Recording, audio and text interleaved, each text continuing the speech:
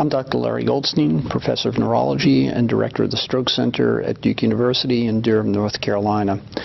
Within the last few years, there have been several large randomized trials testing endovascular therapy in addition to standard therapy with IV TPA for patients with acute ischemic stroke, all of which showed no benefit of endovascular therapy added to that standard approved therapy with intravenous TPA. Within the last month, there was a clinical trial, the Mr. Clean trial, that was carried out in Europe that showed that endovascular therapy added to standard therapy in patients who had a proximal large vessel arterial occlusion, an occlusion in the end of the intracranial internal carotid artery or the proximal middle cerebral artery, resulted in improved patient outcomes. That's the first study that had shown that, but as a single study, we were uncertain how generalizable that result would be.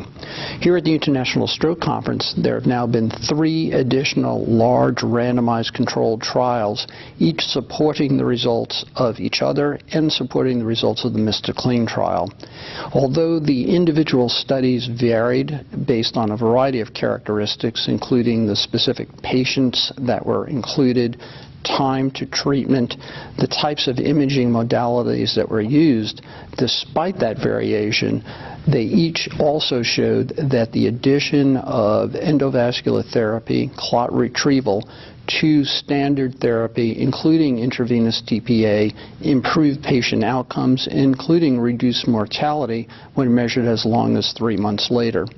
This offers a new approach, a new proven approach to patients with that particular type of problem, that is a proximal occlusion within the intracranial vasculature, in folks who can be treated relatively quickly after the onset of symptoms. For that group of patients who we previously knew did not respond very well to intravenous TPA, we now have a way of treating those patients in a way that will improve their functional outcome and reduce their mortality. What's going to have to happen now is a real change in the way we approach treatment of patients with that particular type of acute ischemic stroke.